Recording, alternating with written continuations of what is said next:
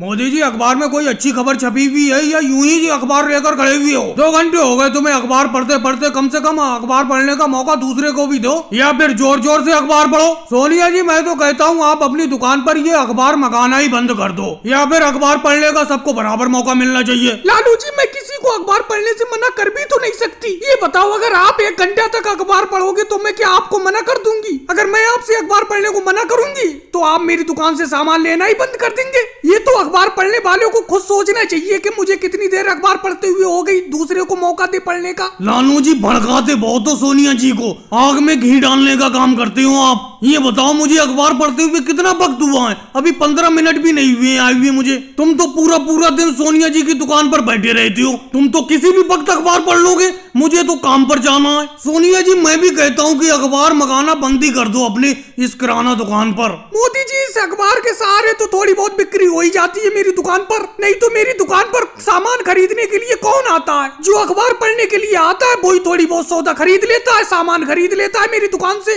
और आप कह रहे हो कि मैं दुकान पर अखबार मंगाना बंद कर दूं? अभी ये अखिलेश देखो कितनी देर से मेरी दुकान पर अखबार पढ़ने के लिए बैठा हुआ है, लेकिन इसे आप अखबार पढ़ने के लिए दे ही नहीं रहे हो। सोनिया जी, इस तरीके से काम नहीं चलेगा।